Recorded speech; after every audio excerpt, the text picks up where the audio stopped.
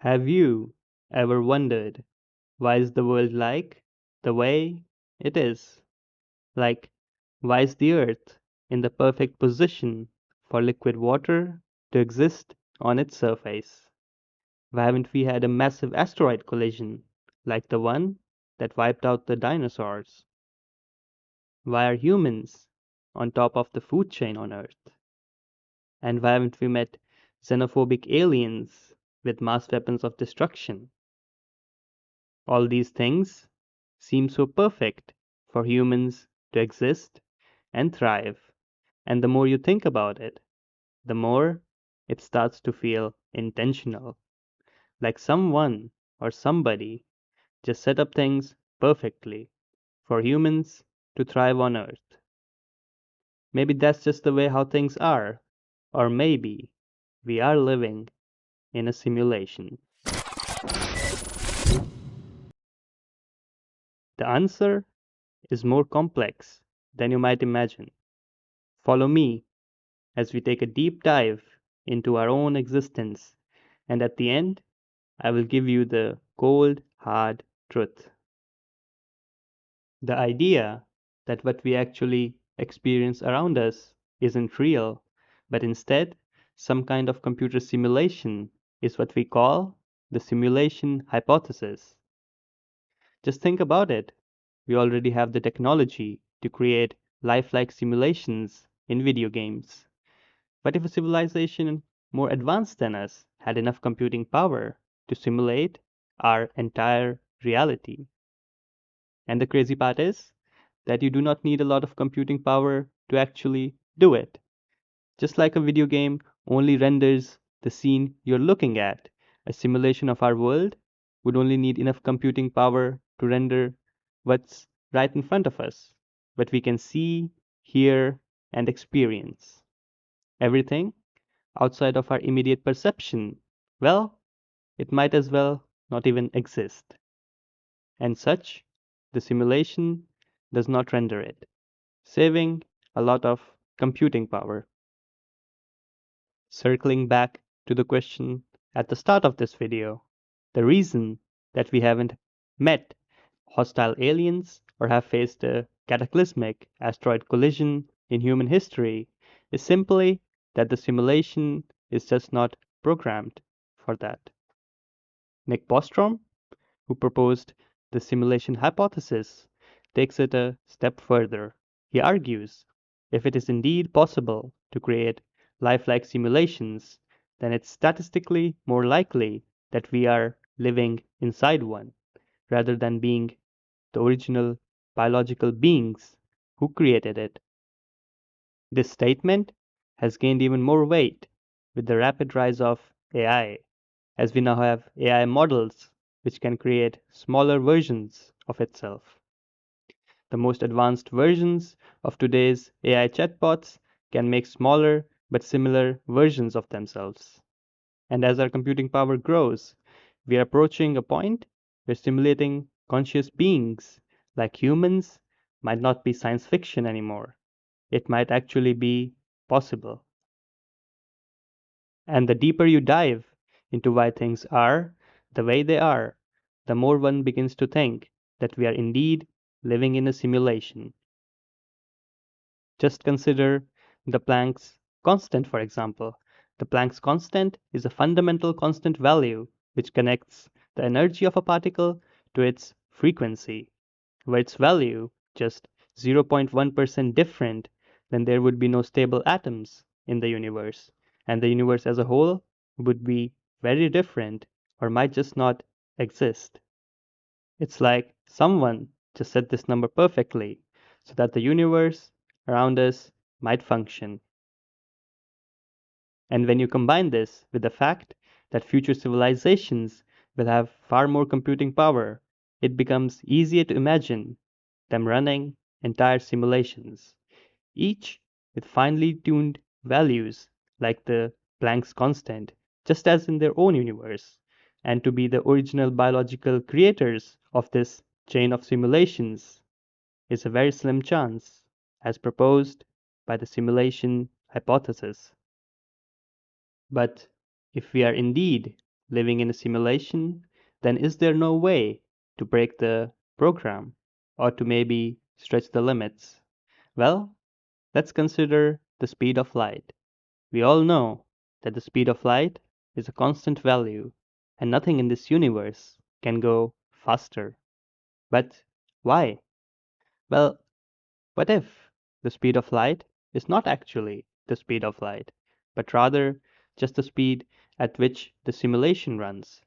And the reason you cannot cross it, you cannot go faster than the simulation actually runs. And if you do go faster, then there is nothing there, and you would just break the simulation. Or maybe you would run into some glitches. Speaking of glitches, there are a lot of unexplained phenomenon that even our best scientists have no answer to. And maybe, just maybe, that was the simulation glitching out. Like the unexplained extraterrestrial signal known as the WOW signal. Captured in 1977, the signal seemed to come from outer space and was later decoded as the WOW signal. The origins of this signal remain a mystery to this day. Scientists, in spite of their best efforts, have not been able to determine from where or who sent this wow message. Maybe instead of the signal coming from a far off alien civilization, it was just another glitch in the simulation. Or what about the famous bit flip that happened to a speedrunner while streaming Mario 64? This seemingly random bit flip flipped a single bit in the code, which instantly warped Mario to a higher point in the level. I do that all the time. Oh, dude. What the? What the? Did you get invisible walls? What? Please say you got invisible. No, that was the craziest thing I've ever seen, though. What happened? I was going for like red coins or something, dude. And then And in spite of $1,000 bounty, nobody to this day has been able to reproduce it. Maybe just another point where the simulation glitched out. The more you think about it, the more it begins to seem plausible. And although seemingly plausible, the idea that we live in a simulation must also be looked at critically. For starters, just like the simulation hypothesis states, if we are just one in a long series of simulations created by the original biological beings, then it means that those original creators had access to computing power, the likes of which we have not seen yet, and we don't really have anyone else to compare it to. Until we meet an alien civilization, we cannot really say where we are on the technology scale. More importantly, maybe, there is no proof. All these arguments that we live in a simulation are just hypotheses. There is no experiment, no test, or any other way of certainly telling that we live in a simulation. We can argue that we live in a simulation, but there is no empirical proof. Another thing that comes to mind when you think about it is that why bother? Why bother creating an Earth like simulation? What would an advanced civilization really have to gain from simulating humans? The answer nobody knows.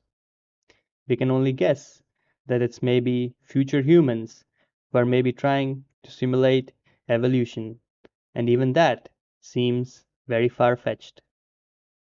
And probably the biggest thing standing against the fact that we live in a simulation is the amount of energy needed to simulate our whole universe, down to every last atom. The energy needed is more than all the stars in all the known galaxies combined produce. Using the Kardashev scale, which measures the amount of energy produced by a civilization, even a Type 3 civilization which can harness the entire energy of its home galaxy falls short of the energy requirement. And just so you know, we are currently type 0. Such an energy requirement is unimaginable, let alone the question of how anyone could even harness such power. So, how could we live in a simulation when the energy needed surpasses all the stars in all the galaxies combined?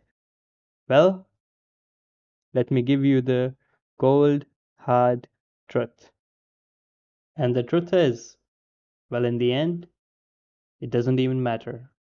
Even if we are living in a simulation, there is no way to prove or disprove it. No way to tell if we are the original biological beings or just some lines of code in the simulation we call life.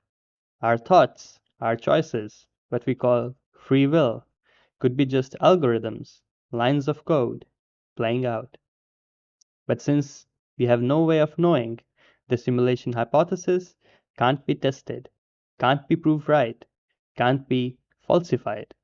It sits outside the reach of science, drifting somewhere between philosophy and science fiction. Speculation can be fun, but at the end of the day, this is the only reality we have got. Simulated or not, this is where we live. So maybe, instead of losing ourselves in endless questions, we focus on living, on making the most of the experience, whatever it is. Because in the end, yeah, it doesn't even matter.